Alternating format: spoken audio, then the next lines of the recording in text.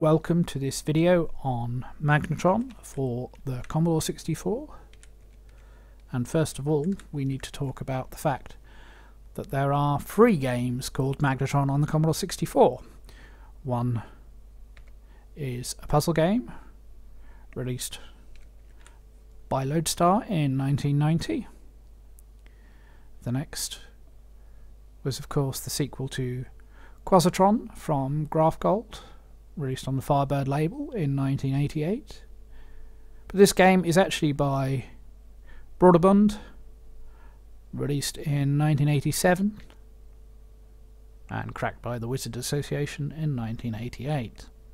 Now, with a little research online, this is actually based on a game called Gravity Well, originally produced for the Macintosh. However, when Broderbund took the rights to it, they created their own Commodore 64 conversion called Magnetron, programmed by Catherine Matagar, with music by Edward Badasoft and Alan Weiss. And you see it says copyright Randall Wilson. That's one of the brothers who originally created Gravity Well. Now, the thing is, the rights reverted back to the Wilson brothers, and they released a new version of Gravity Well called Continuum for the Mac.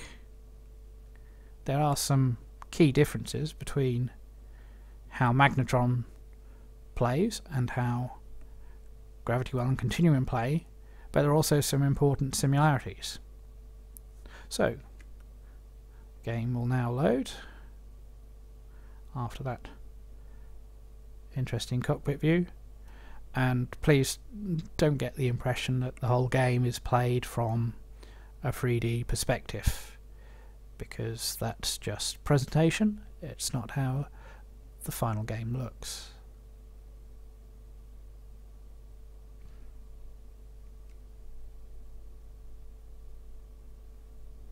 So we're simulating and emulating here how long it would take to load on an actual Commodore 64 and disk drive. One of the reasons being a security check that will fail to pass unless the drive is emulated. So to give you an idea of what to expect from the game, if you've played Gravitar or Thrust, it's essentially similar to those, but the gravity is less important.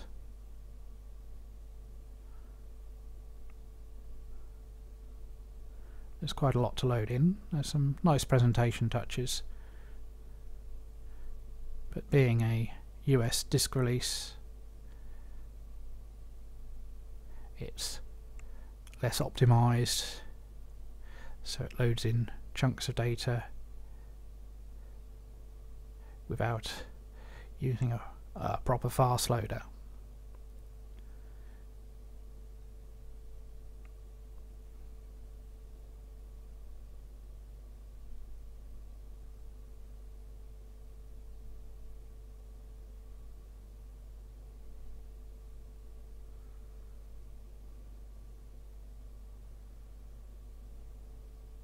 This is actually take 2 of the video, because on the first take I forgot to enable True Drive emulation, and the end result was that the game reached the security check and failed to cooperate.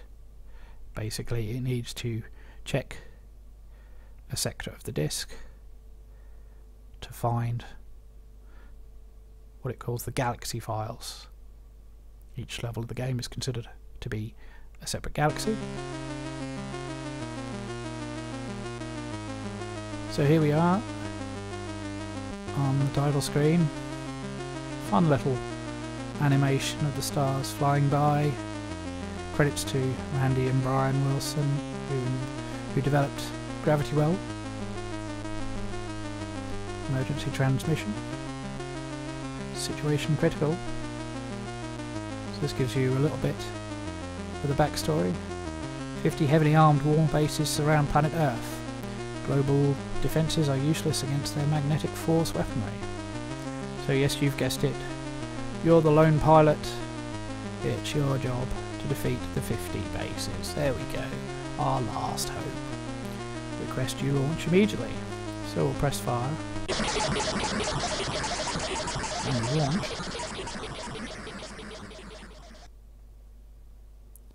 So, this gives you another clue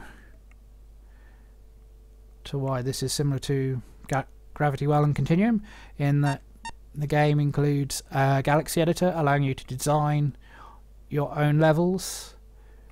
This is much easier on the Mac versions because you can click on icons, drag and drop, but we won't look at that. Now you get a chance to practice a level or join in the full game, check on the high scores or go back to the main menu.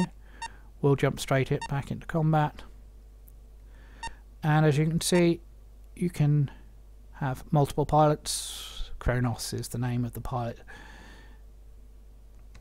I'm going to choose,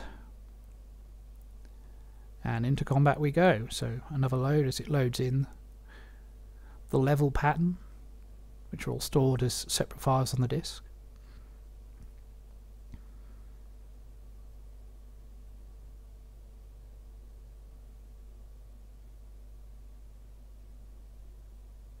So each level is a fortress, and each fortress is defended by a number of guns. You have a constant readout on the number of guns remaining. You push the joystick in a direction to thrust in that direction. You don't have to worry about turning or anything like that. You just thrust in that direction. But you do have to allow for inertia. So here comes our mothership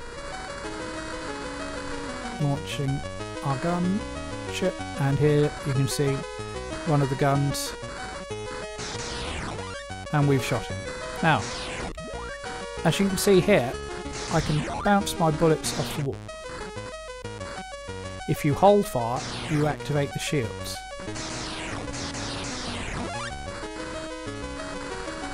So we've taken out 2 guns, there are 7 left. You have to watch out for the walls, but you can bounce bullets. So we'll go over to this corner, because we're in a square area. Graphics which one, some have walls on the boundary, some don't. So that's 4 guns down, 5 remaining. Come over here to this pod, you'll see an enemy gun. These green squares, press shield, press and hold fire as you go over them to refuel. Fuel reading is at the top there. 3 guns left. 2 guns left. 1 gun left. Fortress destroyed. So that gives you the basic gameplay, how to defeat a fortress, and an extra ship for completing that level. The remaining bonus points, which tick down constantly as you attack. And so now we'll load in Fortress 2.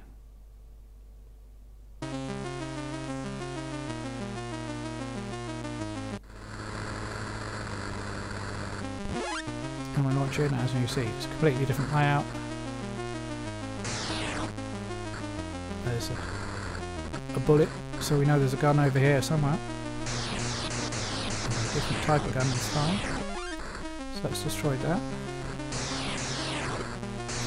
Should grab some more fuel.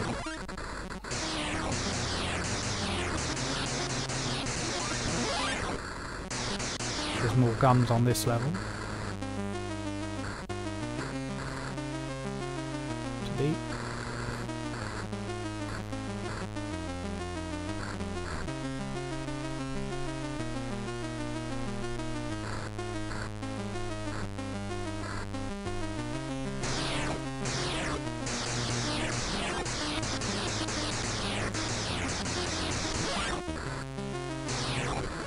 the inertia there.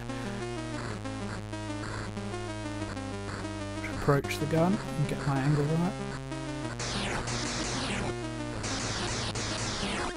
Now you can die by hitting a bullet, or you can die by running into a gun.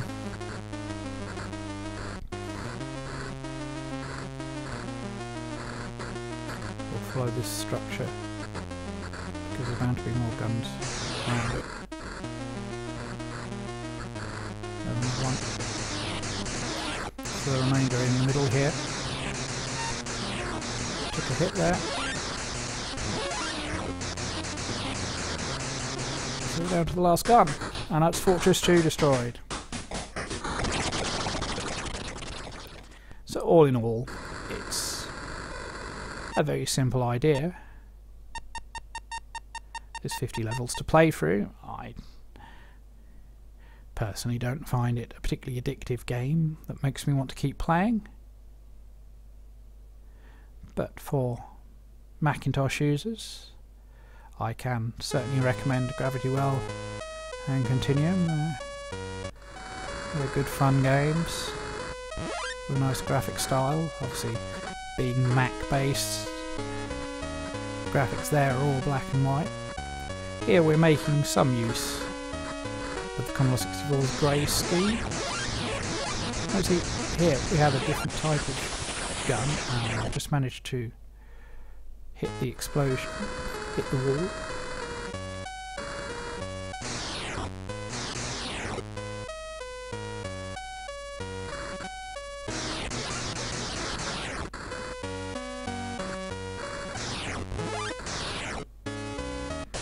Now see, on this level the walls are lethal, so it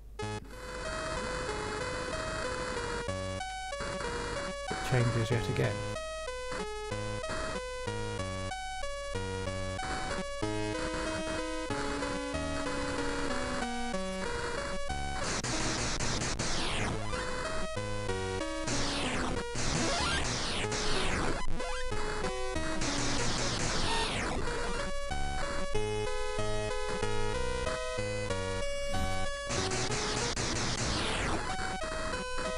Need some more fuel here, so I'll pick up.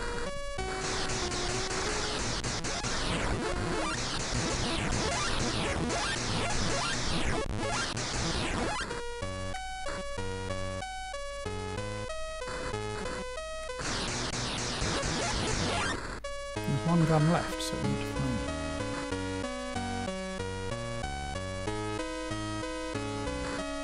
There we go.